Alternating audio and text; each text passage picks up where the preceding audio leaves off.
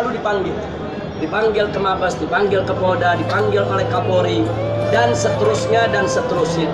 Jadi waktu aksi tanggal 28 kemarin kita dipanggil polisi. Tujuannya singkat, kita mau dipres, kita mau ditekan supaya aksinya batal, supaya aksinya gagal. Begitu juga yang tanggal 5 besok. Kalau saya ada di tempat, mereka akan incar, mereka akan panggil, mereka akan macam-macam mereka lakukan supaya aksi ini gagal. Bagi saya tidak ada masalah, saya mau ditangkap, saya mau dibunuh, tidak ada masalah. Cuman yang jadi persoalan, ini kita perjuangan bukan perjuangan sendiri, tapi perjuangan tim, perjuangan rame-rame. Bukan perjuangan saya sendiri. Kalau saya dipegang, saya dipres, saya disandera, saya khawatir nanti teman-teman yang sedang bergerak jadi lemah. Akhirnya mereka mengalah, membatalkan daripada aksi yang sudah diumumkan ke umat. Itu yang saya nggak mau. Jadi saya nggak mau itu terjadi. Pokoknya aksi jalan terus, tidak ada urusan saya disandera, saya mau diperiksa, mau ditangkap, nggak ada urusan.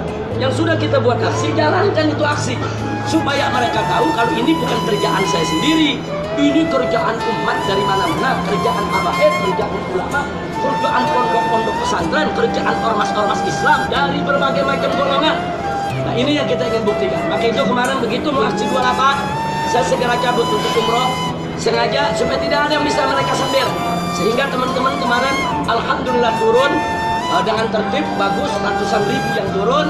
Dan insya Allah besok tanggal 5 akan lebih banyak lagi yang turun untuk menegakkan keadilan.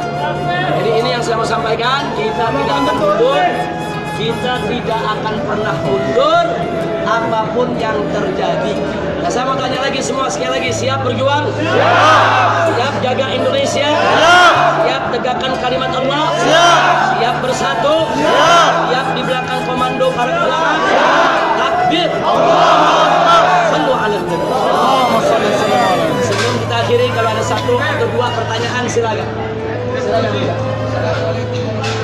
Waalaikumsalam.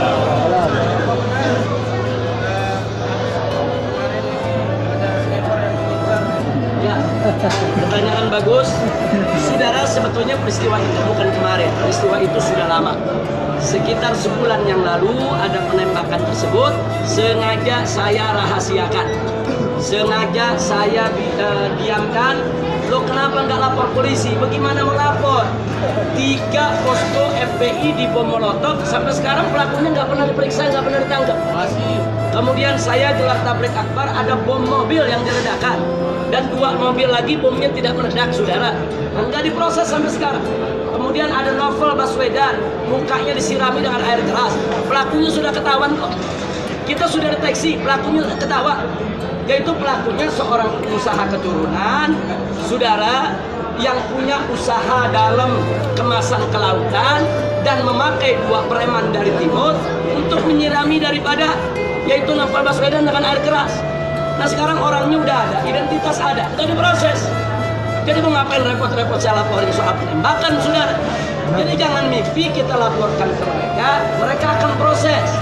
Nah maka itu saya tidak pernah permasalahkan itu. Tapi begitu kemarin saya berangkat, akhirnya ada orang-orang di sekitar kita yang membocorkan peristiwa tersebut. Jadi saya berangkat bukan karena penembakan tersebut. Penembakan tersebut sudah terjadi sebulan yang lalu, bukan baru kemarin. Tapi saya berangkat karena saya tidak mau disandera untuk membatalkan aksi 28 atau aksi tanggal 5 Mei besok.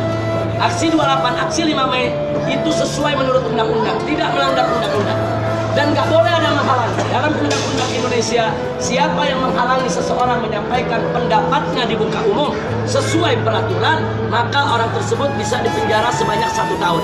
Jadi kalau polisi menghalangi umat Islam melakukan unjuk rasa damai, polisi bisa kena pidana 1 tahun penjara ya, Pak. Karena itu mereka nggak bisa maksa, cara mereka menyandera kita, diisukan dalam macam-macam isu, ditakut-takuti dengan perkara, diperiksa supaya teman-teman membatali daripada acara tersebut. Sama dengan aksi 313, Kiai Khotib sebagai panglima besok digelar aksi, malam ini ditangkap. Tujuannya apa? Supaya aksi batal. Tapi saat itu kita ambil alih, nggak bisa. Kiai Khotib ditangkap, itu bagian resiko perjuangan. Kita akan terus berjuang agar beliau ini segera dibebaskan. Tapi aksi 313 tetap harus digelar oleh umat Islam. Jadi jangan gara-gara 1-2 kiai ditangkap aksi batal. Enggak. Hatta saya ini ditangkap, dipenjara, dibunuh lagi ya kawan. perjuangan menegakkan yang hak tidak boleh berhenti. Silakan, ada lagi pertanyaan? Dua lagi, singkat saja, silakan. Singkat kata, kami semua melihat sikap pemerintah Indonesia. Saya meminta kenapa kita tidak berkudeta sekalian? Kenapa tidak membuat kudeta sekalian dengan pemerintah? Terima kasih. Baik, ini pertanyaan luar biasa, vulgar. Jadi pertanyaannya kenapa nggak kudeta aja? Sebetulnya ini pertanyaan bukan hanya di sini ya. Saya keliling dari Aceh, Medan, Lampung, Palembang, di mana-mana sampai ke Bima, ke NTB sana, semua pertanyaan sama. Masyarakat udah muak dengan ketidakadilan. Masyarakat udah muak dengan kesenjangan sosial yang terlalu berlebihan. Masyarakat ini sudah muak dengan penghinaan terhadap ulama, Islam, dan lain sebagainya. Cuman yang ingin saya ingatkan di sini, kalau kita masih punya jalan untuk membenahi negara kita tanpa pertumpahan darah, kenapa tidak kita benahi tanpa pertumpahan darah? Jadi kita minta perjuangan kita jangan hanya didukung oleh emosi. Sebab kalau kita tidak tata dengan rapi, nanti Indonesia bisa lebih parah dari Syria, lebih parah dari apa yang terjadi di Irak, lebih parah dari apa yang terjadi di Yaman. Dan itu tidak boleh terjadi. Indonesia ini negara kepulauan, ada 300 lebih suku bangsa yang ada di Indonesia. Nah, jadi kalau sampai kita melakukan sesuatu hal tanpa pertimbangan yang matang, tanpa momentum yang tepat, terjadi pertumpahan darah, perang saudara, pecah Indonesia, besok yang namanya Indonesia nggak ada di peta dunia lagi. Dan itu kita nggak mau. Jadi sekali lagi, bicara tentang revolusi, kudeta, dan lain sebagainya, jadikan itu sebagai jalan yang paling akhir. Kalau sudah tidak ada jalan yang lain, selama masih ada jalan konstitusional seperti yang tadi saya ceritakan, 2019 bisa kita rebut tuh. Sekarang konstitusional, tapi semua kerja. Jangan cuma saya yang kerja, Ustaz Atia yang kerja, Ustaz Abu Jibril yang kerja. Jangan cuma Ustaz ini yang kerja, semua ikut kerja. Kalau semua ikut kerja mempengaruhi masyarakat yang ada di sekitarnya, 2019 kita bisa rebut ini negara tanpa pertumpahan darah. Yang terakhir, silakan. Waalaikumsalam. Bagaimana dengan peran serta TNI dalam perjuangan pada saat ini? Ya, setahu saya TNI itu punya sabta marga dan TNI itu punya prinsip, di mana TNI harus selalu bersama konstitusi. Nah, karena itu kalau kita lihat sejarah daripada pergerakan yang terjadi di Indonesia sejak merdeka sampai hari ini, TNI pada saatnya tidak ada pilihan kecuali harus bersama rakyat. Sekali lagi, tidak ada pilihan bagi TNI kecuali harus bersama rakyat. Jadi ada ketentuan TNI. Kalau presiden melanggar konstitusi, TNI harus ikut konstitusi, bukan ikut presiden. Jangan lupa itu.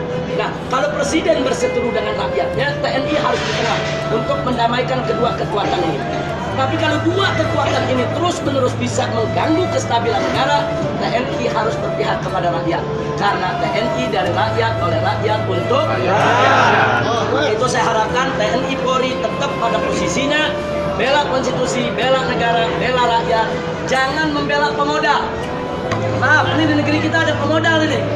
Ini pemodal yang ingin ngatur-ngatur TNI, ngatur-ngatur polisi, ngatur-ngatur pejabat untuk diadu domba dengan umat Islam. Ini kan yang ngadu domba kita ini kan para pemodal.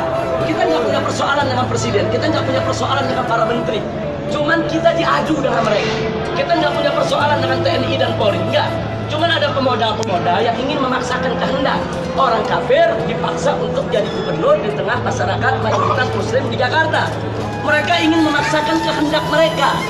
Nah, karena mereka ingin memaksakan kehendak mereka atas nama undang-undang, atas nama konstitusi, atas nama hak asasi manusia, atas nama kebebasan, mereka keluarkan duit. Mereka beli oknum-oknum pejabat kita untuk diadu dengan kita. Itu yang terjadi saat ini. Jadi tolong sekali lagi, TNI bukan musuh kita, polisi bukan musuh kita, pemerintah bukan musuh kita. Jadi kita mestinya menyelamatkan mereka, merangkul mereka semua untuk kita pisahkan dari pemodal-pemodal jahat. Nah, kalau ini bisa kita selamatkan dari pemodal jahat, insya Allah mereka bisa kita kembalikan ke jalan yang benar. Tapi kalau mereka udah nggak bisa dikembalikan ke jalan yang benar, mereka sudah dirangkul begitu erat oleh pemodal, apa boleh buat? Ulama harus menyelamatkan negara bersama umat, ulama harus menyelamatkan rakyat. Saya pikir itu yang bisa kita jawab.